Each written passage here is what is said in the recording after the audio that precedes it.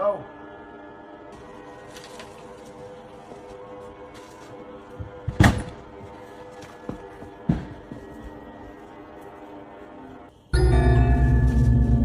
Get the fuck up, freeze! Hey, nah, fuck that.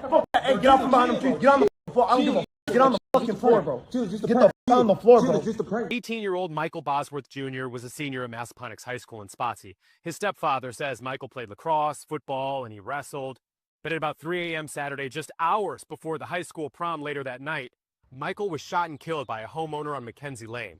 The homeowner, who has not been named nor charged with any crime, says Michael and 2 other teens tried to break into their house. News 4 knocked on the door of the home, but no one answered.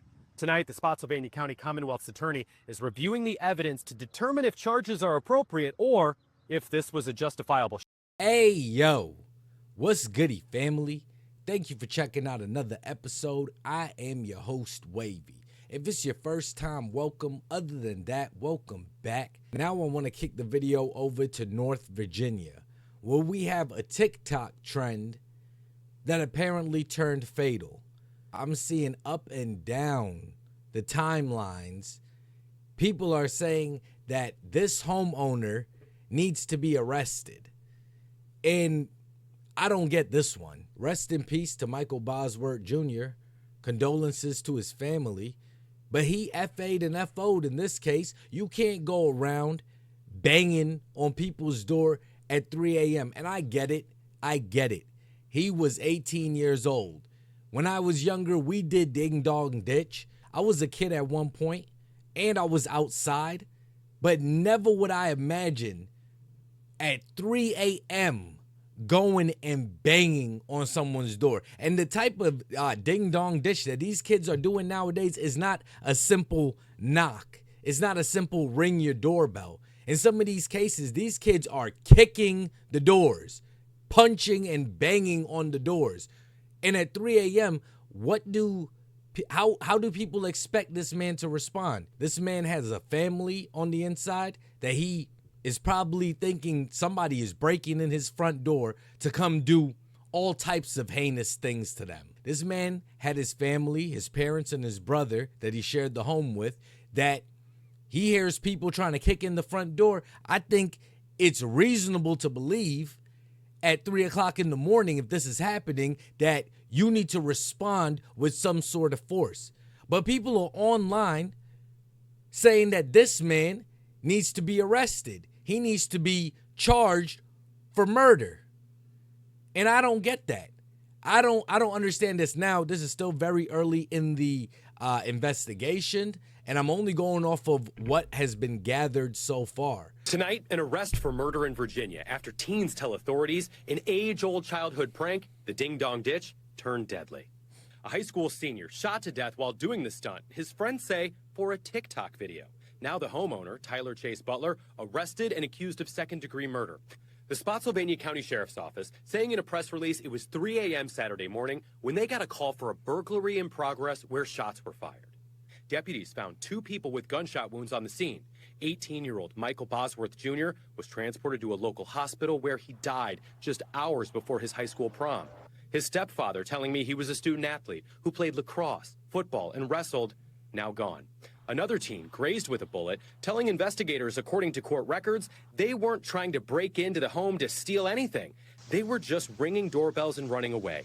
And a third teen, not shot, telling authorities the same story and showing police a similar video from earlier that night. The question is whether a resident can claim self-defense in such a case. In Virginia, if you are going to use lethal force, you have to be in fear from the perspective of a reasonable person of bodily harm, great bodily harm, or death.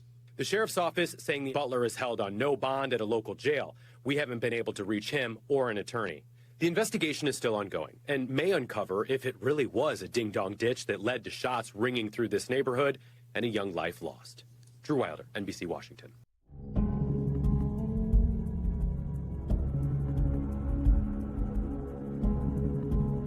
He just comes out of nowhere. And look, he's turning around, like looking in the window, watching me sleep.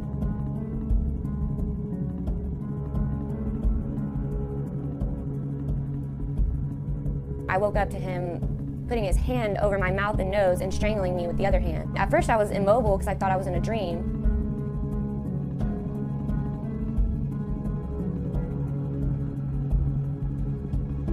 I start screaming for help, so he takes off running. To me, these kids FA'd and FO'd. I put yourself in the state of mind of the homeowner. 3 o'clock in the morning, you hear him banging. I mean, I think any reasonable person that has family on the inside, if they have kids, their wife on the inside, is going at 3 o'clock in the morning. This is not 6 o'clock in the evening, 7 o'clock in the evening during the winter when it's super dark. I think any reasonable person is going to answer the door with some sort of protection. So does the Second Amendment, protecting your household, your family, the castle doctrine, does that not apply to black people? Or does it matter only because the victim was white? Because if the roles were reversed, if it was a white homeowner and black teenagers that were at the door, I guarantee you people online would not be saying the homeowner needs to be facing murder charges. The judge signed off on the arrest warrant, and now this man's being held without bail. And I don't fully understand it. We're not just talking about one person. There were 3 people that night. What is the homeowner supposed to do in that situation? Now, it's still early in the investigation. If it comes out that, you know, there was a conversation at the front door where, you know, they told him, hey, it's just a prank, and then tried running away and he shot him in the back, that changes everything. I enjoy a good prank too, but there's a time and a place. And 3 o'clock in the morning is definitely not the time to be doing that to people. Part of me really believes that this conversation wouldn't even be having to be had the homeowner been a white guy and it was 3 black juveniles ended up banging on his door, whatever the situation was. I don't think people would be saying that that guy was in the wrong. People would be defending him.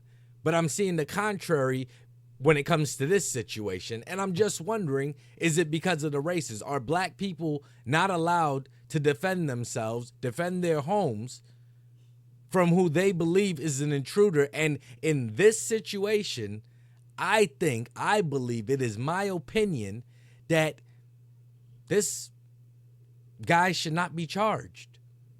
Okay, I'm not trying to I'm looking at it objectively. Okay, I don't look at stuff from the race point. Okay, you're in your house, minding your business. These people are banging on the door. Like I said, I don't know what the exchange went like once the homeowner got to the door. I just know at some point gunshots went off and 2 people were hit and one ended up succumbing to his wounds. If something took place there that greatly changed the outcome, then yes, that's an important detail that has to be factored in. In Virginia, you don't need a pistol permit. So as long as he is not barred from owning any firearms, I think that this teenager sadly played a stupid game and won a stupid prize. What do you think about this story? Do you think that kids should be allowed to play ding dong ditch in safety, in the safety of their community, regardless of what time it is? Anybody could get a prank regardless of if it's 12 o'clock in the morning or 12 o'clock in the afternoon. Everyone enjoys a good laugh. You know, he wanted to get something uploaded to his TikTok so all his friends could see him taking part in the trend. He planned to go to prom and show off his videos of him hitting up as many houses in his neighborhood as he could. And how dare this man, you know, come and piss on his parade. This kid had a bright future ahead of him. He was a lacrosse player. I believe he was a football player, and he was on the wrestling team, I think. And everyone in his school loved him. The saddest day in this kid's life was the day Jamal over here moved into the neighborhood. No wonder all these white people have N-word fatigue, is because of stuff like this. Black people don't know how to react with the same amount of force. Somebody rings on your doorbell, bangs on your door, you're just supposed to answer the door with a smile on your face. You know, ask them if they need a bottle of water or something, a plate, if they need some sugar for their Kool-Aid. Or do you think that this homeowner should be a free man? He should not have been charged with this at all. Somebody comes banging and kicking on your door at 3 a.m., for all the wrong reasons. This kid was coming over here to make a damn TikTok and ended up losing his life. If something transpired in that time when he got to the door or whatever and it comes out, then that could change. But as far as we know, this guy's in his house chilling, 3 a.m. Here's these idiots. Yeah, he does what anybody would do. Anybody who has a family in their house, a wife in their house, their parents, and they look on their cameras. And that's another thing.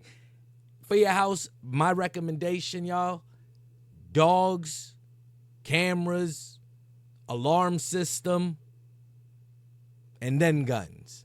You know, but you need to have more than one, defense. But if he looked out on his cameras and saw 3 people, wouldn't it be rational for somebody at that moment to grab their gun to try to equalize the situation, seeing that there were 3 people? Instead, this man's in jail, being held without bail for they're trying to charge him with 2nd-degree murder.